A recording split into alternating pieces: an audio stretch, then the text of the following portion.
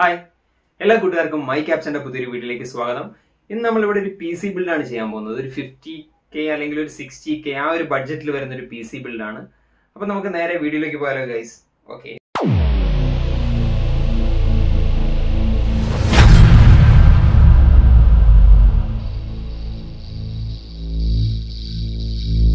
ഇതൊരു AMD based ബിൽഡാണ്. നമ്മൾ എടുക്കുന്ന പ്രൊസസർ എന്ന് പറഞ്ഞാൽ AMDയുടെ 5000 സീരീസിൽ വരുന്ന Ryzen 5 5600G എന്ന് പറയുന്ന പ്രൊസസറാണ്. വിത്ത് റേഡിയൻ ഗ്രാഫിക്സ്, ഇൻബിൽറ്റ് ഗ്രാഫിക്സ് വരുന്ന ഒരു പ്രൊസസറാണ്. നമുക്ക് ഭാവിയിലേക്ക് നല്ല ബഡ്ജറ്റ് വരുന്ന സമയത്ത് ഗ്രാഫിക്സ് കാർഡ് ആയിട്ട് അപ്ഗ്രേഡ് ചെയ്യാൻ വേണ്ടിയിട്ടാണ് നമ്മളിപ്പോൾ ഒരു APU വരുന്ന പ്രൊസസർ എടുക്കുന്നത്, ഇൻബിൽറ്റ് ആയിട്ട് ഗ്രാഫിക്സ് വരുന്ന പ്രൊസസർ എടുക്കുന്നത്. നമ്മൾ മെയിൻ ആയിട്ട് ചെയ്യുന്നത് പറഞ്ഞാൽ rendering, gaming, content creation, video editing എല്ലാത്തിനും കൂടെ വേണ്ടിയിട്ട് പറ്റിയ ഒരു PC ക്ക് വേണ്ടിയിട്ടാണ് കേട്ടോ. ഇതൊരു 7nm പ്രൊസസറാണ്. മാക്സിമം TDP എന്ന് പറഞ്ഞാൽ 65 വാട്ട്സ് ആണ്. 6 കോറും 12 ത്രെഡും ആണ് വരുന്നത്. 19 MB ക്യാഷ് മെമ്മറി ആണ് വരുന്നത്. ഇതിന്റെ ബേസ് ഫ്രീക്വൻസി എന്ന് പറഞ്ഞാൽ 3.9 GHz ആണ്. മാക്സിമം ബൂസ്റ്റ് ഫ്രീക്വൻസി എന്ന് പറഞ്ഞാൽ 4.4 GHz ആണ്. ഇതിന്റെ പ്രൈസ് അറൌണ്ട് ഒരു 17,500, 17,500 അല്ലെങ്കിൽ 18,000 രൂപയ്ക്കകത്ത് മാത്രമേ ഇതിന്റെ പ്രൊസസറിന് പ്രൈസ് വരുന്നുള്ളൂ. നമുക്കിവിടെ പ്രത്യേകം എന്ന് പറഞ്ഞാൽ 6 കോറും 12 ത്രെഡും ആണ് ഈ പ്രൊസസറിൽ വരുന്നത്. ഒപ്പം 19 MB ക്യാഷ് മെമ്മറിയും വരുന്നുണ്ട്. 3 വർഷമാണ് പ്രൊസസറിന്റെ വാറന്റി എന്ന് പറയുന്നത്. അതോടൊപ്പം തന്നെ നമ്മൾ അടുത്ത് എടുക്കുന്ന പറഞ്ഞാൽ മദർ ബോർഡാണ്. മദർ ബോർഡ് നമ്മൾ എടുക്കുന്നത് MSIയുടെ B550M Pro VDH വൈഫൈ വരുന്ന മദർ ബോർഡാണ് നമ്മൾ എടുക്കുന്നത്. ഇതിന്റെ കോസ്റ്റ് അറൌണ്ട് ഒരു 12,000 ആ റേഞ്ച് വരും. 10,000 to 12,000. പ്രൈസ് എപ്പോഴും ഇങ്ങനെ വേരി ചെയ്തുകൊണ്ടിരിക്കും. അതാണ് നമ്മൾ കറക്റ്റ് ആയിട്ട് പ്രൈസ് പറയാത്തത്. ഈ മദർ ബോർഡിന്റെ പ്രത്യേകത എന്താണെന്ന് പറഞ്ഞാൽ 5000 സീരീസ് വരുന്ന പ്രൊസസർ സപ്പോർട്ട് ചെയ്യുന്ന ഒരു മദർ ബോർഡാണ് ത്രൂ ബയോസ് അപ്ഡേറ്റിലൂടെ. അല്ലെങ്കിൽ സെക്കൻഡ് ജനറേഷനും തേർഡ് ജനറേഷനും എല്ലാം സപ്പോർട്ട് ചെയ്യും AMDയുടെ. അതുപോലെ തന്നെ 5000 സീരീസ് സപ്പോർട്ട് ചെയ്യണമെങ്കിൽ ബയോസ് അപ്ഡേറ്റ് ചെയ്യേണ്ടി വരും. മദർ ബോർഡിന് 3 വർഷം തന്നെയാണ് വാറന്റി പ്രൊവൈഡ് ചെയ്യുന്നത്. മാത്രമല്ല 4 റാം സ്ലോട്ട് വരുന്നുണ്ട്. 128 GB വരെ മാക്സിമം റാം ഇത് സപ്പോർട്ട് ചെയ്യുന്നുണ്ട്. മറ്റൊരു പ്രത്യേകത എന്ന് പറഞ്ഞാൽ PCI Gen 4 ഇത് സപ്പോർട്ട് ചെയ്യുന്നുണ്ട്. ഇതിനകത്ത് 2 M2 സ്ലോട്ട് വരുന്നുണ്ട്. 1866 MHz മുതൽ 4400 MHz റാം വരെ ഇത് സപ്പോർട്ട് ചെയ്യുന്നുണ്ട്. കൂടാതെ വൈഫൈ, ബ്ലൂടൂത്ത് 4.2 എല്ലാം സപ്പോർട്ട് ചെയ്യുന്നുണ്ട്. പിന്നെ നമ്മൾ ഈ ബിൽഡിൽ ഒരു എയർ കൂളറോ ലിക്വിഡ് കൂളറോ ഒന്നും വെച്ചിട്ടില്ല. കാരണം എന്ന് പറഞ്ഞാൽ നമ്മുടെ റേറ്റ് കുറയ്ക്കുന്നതിന് വേണ്ടിയിട്ടാണ്. വീണ്ടും ഒരു 6,000 രൂപ 8,000 രൂപയോളം ബഡ്ജറ്റ് കൂടുമെന്നുള്ളത് കൊണ്ടാണ്. നമ്മൾ ഈ CPUവിൻ്റെ കൂടെ വരുന്ന ഒരു കൂളറുണ്ട്, അത് മാത്രമാണ് ഇതിൽ യൂസ് ചെയ്തിരിക്കുന്നത്.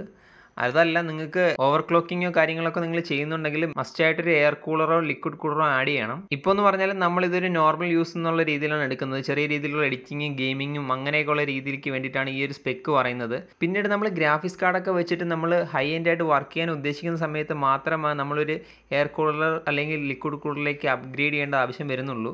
അതല്ല, ഇപ്പം നമ്മുടെ സാധാരണ കാര്യങ്ങൾക്കൊക്കെ ആണെങ്കിൽ ഇതിൻ്റെ കൂടെ വരുന്ന കൂളർ തന്നെ നമുക്ക് മതിയാകും. അടുത്ത നമ്മൾ എടുക്കുന്നത് പറഞ്ഞാൽ റാം ആണ്.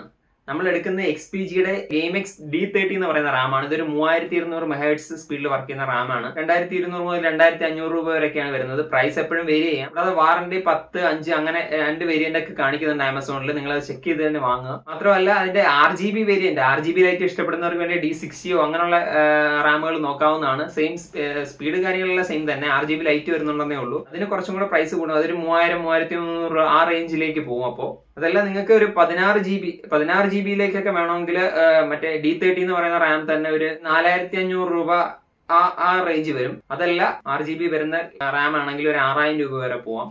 അടുത്ത നമ്മളിവിടെ എടുക്കുന്ന പറഞ്ഞാല് ഒരു SSD ആണ്. നമ്മൾ എടുക്കുന്നത് M2 NVMe SSD ആണ്.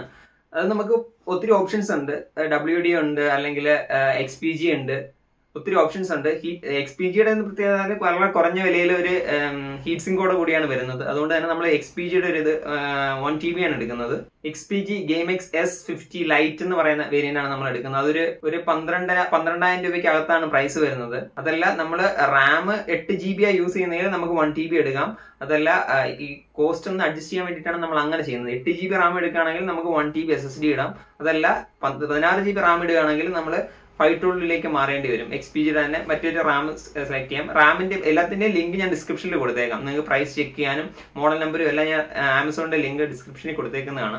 നമ്മുടെ ഈ ബിൽഡിൽ നമ്മൾ നോർമൽ ഹാർഡ് ഡിസ്ക് ഒഴിവാക്കിയിട്ടുണ്ട്. കാരണം എന്താണെന്ന് വെച്ചാൽ ഇനിയുള്ള കാലം എന്ന് പറഞ്ഞാൽ SSDയുടെ കാലമാണ്. കാരണം നമ്മൾ നോർമൽ ഹാർഡ് ഡിസ്കുമായിട്ട് കമ്പയർ ചെയ്യുമ്പോൾ ഹാർഡ്വെയർസ് കുറവാണ്. മറ്റേതിനകത്ത് ഡിസ്കുകളും ഹെഡും കാര്യങ്ങളൊക്കെയാണ്. എപ്പോൾ വേണമെങ്കിലും കംപ്ലൈന്റ് ആവാനുള്ള ചാൻസ് വളരെ കൂടുതലാണ്. അങ്ങനെ വെച്ച് നോക്കുമ്പോൾ കംപ്ലൈന്റ് ആവാനുള്ള ചാൻസും കൂടുതലാണ്. അതുപോലെ തന്നെ സ്പീഡും വളരെ കുറവാണ്. ഒരു 70 Mbps 80 Mbps വരെ സ്പീഡാണ് നോർമൽ ഹാർഡ് ഡിസ്കിൽ ഉണ്ടാകുന്നത്. പക്ഷേ SSDയെ സംബന്ധിച്ച് SSD 500 Mbps മുതൽ 8000 Mbps വരെ സ്പീഡ് വരുന്ന SSDകൾ ഇപ്പോൾ മാർക്കറ്റിൽ അവൈലബിൾ ആണ്. അതുകൊണ്ട് തന്നെ ലോങ് ടൈം യൂസിന് എല്ലാവരും SSD ആണ് യൂസ് ചെയ്യുന്നത് ഇപ്പോൾ. അതുമാത്രമല്ല അത്രത്തോളം സ്പീഡുമാണ്, അത് നമ്മുടെ സിസ്റ്റത്തിൻ്റെ സ്പീഡിനെ നന്നായിട്ട് ബൂസ്റ്റ് ചെയ്യും. അതുകൊണ്ടാണ് നമ്മൾ ഈ ബിഡിൽ നോർമൽ ഹാർഡ് ഡിസ്ക് ഒഴിവാക്കിയേക്കുന്നത്. നിങ്ങൾക്ക് വേണമെങ്കിൽ ആഡ് ചെയ്യാം. ഒരു 2 TBക്കൊക്കെ അറൗണ്ട് ഒരു 4500 ആ ഒരു റേഞ്ചേ വരുള്ളൂ. അടുത്തെന്ന് പറഞ്ഞാൽ SMBS ആണ്. PSU എന്ന് പറഞ്ഞാൽ നമ്മൾ എടുക്കുന്നത് പറഞ്ഞാൽ കൂളർ മാസ്റ്റർ ആണ്. കാരണം നമ്മൾ ഇപ്പോൾ ഒരു APU ബിൽഡായിട്ടാണ് ഇത് ചെയ്യുന്നതെങ്കിലും ഭാവിയിൽ നമുക്ക് ഗ്രാഫിക്സ് കാർഡ് ഇട്ട് യൂസ് ചെയ്യാനുള്ളത് കൊണ്ട് RTXന്റെ 20 സീരീസ് വരെയൊക്കെ പോകാൻ പറ്റുന്ന ഒരു പവർ സപ്ലൈ വേണം നമുക്ക്. അതുകൊണ്ട് തന്നെ നമ്മൾ എടുക്കുന്നത് പറഞ്ഞാൽ കൂളർ മാസ്റ്ററിന്റെ WME 650 brown certified 80+ brown certified ആയിട്ടുള്ള PSU ആണ് നമ്മൾ എടുക്കുന്നത്. അതിന് അറൗണ്ട് ഒരു 5000 rupees ആണ് വില വരുന്നത്. പിന്നെ നമ്മൾ എടുക്കുന്നത് ക്യാബിനറ്റ് ആണ്. ക്യാബിനറ്റ് ഒക്കെ ഓരോരുത്തരുടെ ആ ഒരു കാഴ്ചപ്പാടനുസരിച്ചാണ് നമ്മൾ എടുക്കുന്നത്. നമ്മളിപ്പോൾ ഇവിടെ പറയുന്ന ക്യാബിനറ്റ് എന്ന് പറഞ്ഞാൽ 3 ക്യാബിനറ്റിന് നമ്മൾ ലിങ്കിൽ കൊടുത്തേക്കാം. ക്യാബിനറ്റ് ഒക്കെ നിങ്ങളുടെ ചോയ്സ് ആണ്. നിങ്ങൾക്ക് RGB ലൈറ്റ് വേണോ, അല്ലെങ്കിൽ അങ്ങനെ ഫാൻസി ലൈറ്റ് ഇഷ്ടമാണോ, അല്ലെങ്കിൽ അങ്ങനത്തെ വേണ്ടാത്ത, അതൊക്കെ നിങ്ങളുടെ ഓപ്ഷനിൽ നിങ്ങൾ തിരഞ്ഞെടുക്കേണ്ടതാണ്. അതുകൊണ്ട് തന്നെ നമ്മളിവിടെ കൊടുക്കുന്നത് RGB ലൈറ്റ് വരുന്നതാണ്. ഡീപ് കൂളിന്റെ CC560 എന്ന് പറയുന്ന ഒരു മോഡല്. ആന്റി സ്പോർട്സിന്റെ 510 AR മിഡ് ടവർ ആണ് നമ്മൾ വേറെ കൊടുത്തേക്കുന്നത്.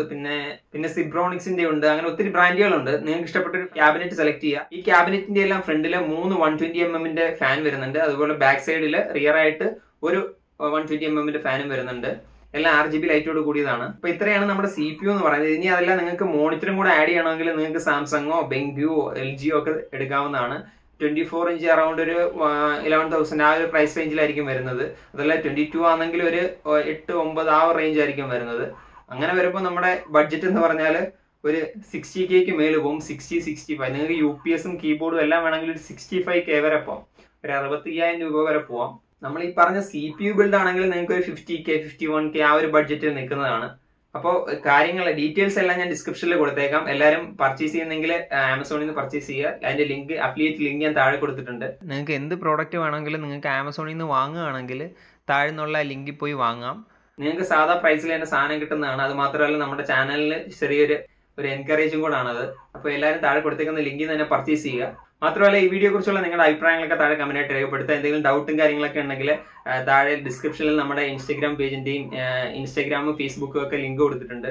അതിനകത്ത് മെസ്സേജ് അയച്ചാലും മതി. അതല്ല നിങ്ങൾക്ക് ഇനി വേറെ ഏതെങ്കിലും സിസ്റ്റത്തിന്റെ സ്പെക്ക് ആവശ്യമുണ്ടെങ്കിൽ, അതായത് ഇത്ര ബഡ്ജറ്റ് വരുന്ന PCയുടെ സ്പെക്ക് ആവശ്യമുണ്ടെങ്കിൽ അതും കമന്റായിട്ട് രേഖപ്പെടുത്തുക. അപ്പോൾ മറ്റൊരു വീഡിയോയുമായി കണ്ടുമുട്ടുന്നവരെ എല്ലാവർക്കും ഗുഡ് ബൈ.